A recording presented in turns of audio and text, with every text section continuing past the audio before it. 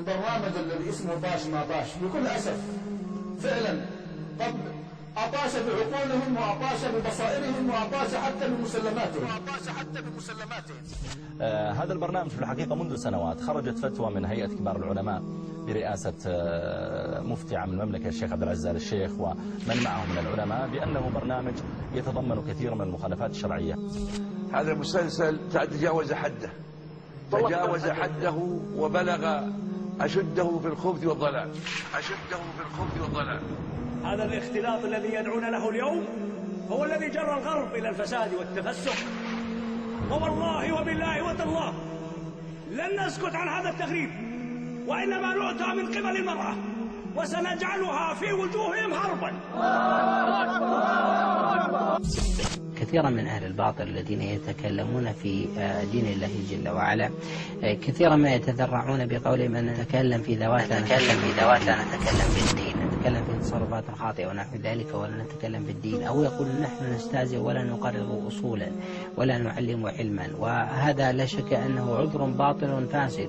ولهذا الله سبحانه وتعالى بين حال المنافقين الذين قالوا في رسول الله صلى الله عليه وسلم وأصحابه لما رجع من غزوة تبوك قالوا ما رأينا مثل قرائنا هؤلاء أرغب بطونا وأجبن عند اللقاء، وذلك أنهم قصدوا الذوات، ذلك قالوا أن نخوض ونلعب. ولهذا أنزل الله جل وعلا فيه قوله سبحانه وتعالى قل أبالله وآياته ورسوله كنتم تستهزئون قل أبالله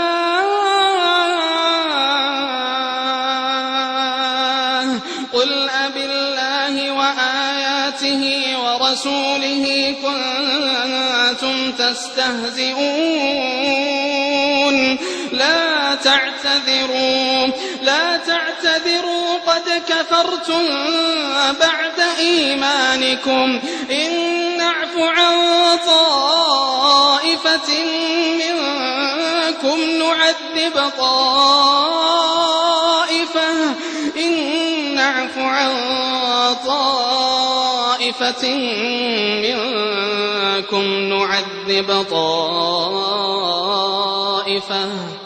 نعذب طائفة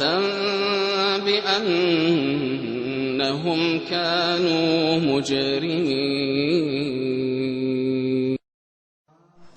حينما يتحدث مجموعة أقل ما يشرع عليهم شرعا بأنهم من أهل الفسق والذين سقطت تلبسوا بزي النساء ومثلوا أدوارا لا تليق بمسلم ولا برجل، ثم يتكلمون في مسائل شرعية تتضمن سخرية بتعدد الزوجات، تتضمن سخرية بما تعلمناه ودرسناه وعلمناه وتلقيناه من علمائنا فيما هو الفصل في عقائدنا والحد دون عقائد غيرنا، مع التعايش والاحترام للآخرين ممن لهم عقائد أخرى.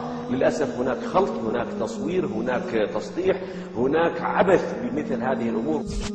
وضعوا لوحة كأنهم في المطار، لوحة اسمها الجمارك الشرعية، ويقفون على المسافرين القادمين إلى المملكة، فواحد كذا واقف معه بشت زي هذا ومركبين له لحية، والثاني أيضا قد ركبوا له لحية، وكل ما جاء مسافر أوقفوه وأخذ القلم ويحاول يقيس لحيتك، لا لحيتك قصيرة ما تدخل، انقلع، وربما أحيانا يركله برجله، والثاني يمسكه، أنت لا لحيته موافق ادخل. حال المملكة يدخله ولله الحمد الملايين للحج والعمرة والسياحة والزيارة، كلهم يعلمون أن هذا غير موجود في المطارات، ولا يوجد أحد كذا يقيس اللحى بالمسطرة ولا يقيسها بالقلم ولا غير ذلك. يعني هذا الكذب الصريح. من المؤسف لما نرى استهزاء بالدين واستهزاء بمظاهر الدين وتهكم وسخرية، يعني لم يجدوا إلا أن يتعدوا على أهل الدين، على الدين بذاته أو على مظهر من مظاهر الدين، وإذا قيل لهم قالوا إنما نحن نتكلم عن أشخاص. سبحان الله. عند المذاهب الأربعة لا يجري الربا في الفلوس المعاصرة.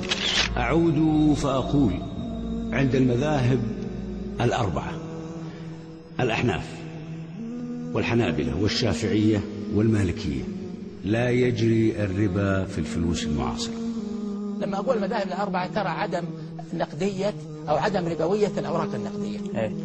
لينها أيتني بمرجع فقهي في مذهب الحنابلة، في مذهب المالكية، في مذهب الشافعية، في مذهب الحنفية، يقول أن الأوراق النقدية ليست ربوية، لأن الأوراق النقدية قريبة الحدوث، يعني يسخف القول الآخر بهذه الصورة.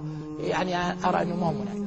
مثل فتوى الشيخ محمد بن إبراهيم ببيع 40 من الغنم على أساس أن تسترد بعد 2 ب80. وكذلك فتوى الشيخ عبد العزيز بن باز الله يرحمه واللجنة الدائمة للإفتاء بجواز بيع متر من القماش ب2 بالأجل، أي يعني بعد سنة. أنا أقول ابن إبراهيم وابن باز الذي احتج الدكتور مساعد بقولهما، ماذا يقولان في الريال بريالين؟ هل يقولون حلال؟ 2 وبكره جمعه، 2 ونص يا شيخ، 2 ونص وبكره وراك صلاه جمعه. يلا بيوتكم، يلا احنا اخطينا ونحن ابراهيم. اقول لك يلا على بيتكم، يلا لا اوديكم المركز. وش المركز؟ احنا ما اخطينا قلنا عليه. ترفع صوتك على الشيخ. شيخ يلا. سؤال أطرحه إلى هؤلاء، أقول الشيعة الذين يعرفهم الجميع عندهم من البلايا والخزايا والأمور المضحكة، لما لا تتجرؤون يا أصحاب طاش ما طاش أن تنتقدوهم؟ وإلا تخافون أن يصدر فيكم فتوى بقتلكم أو بنسفكم أو نسأل الله أن يعافي الجميع. تخافون من هذا، أنا أجزم بذلك. لما لا تتحكمون على بعض المنحرفين في الصوفية الغلاة؟ ليس الصوفية المعتدلون، إنما الغلاة عندهم من الأمور المضحكة ما الله به عليم. إن أردت بضحاك الناس، لا، أنتم تستهدفون أهل السنة في هذا البلد بالذات. وحضارته وتقدمه. هذا موظف وجهك الساعة 2 الله أكبر. والله ما ظل شاب ولا فتاة بسببكم إلا ولكم من ذلك وزر وعذاب، ولا تحملن أثقالا مع أثقالكم. فماذا ستقولون في يوم الحساب؟ ستقولون إنا أطعنا سادتنا وكبراءنا فأضلونا السبيل. ألا ما أقبحه من عذر وما أقبحه من جواب؟ ألا فتوبوا قبل أن يغلق الباب. أدعو الكل إلى حذف القناة التي تبث هذا البرنامج.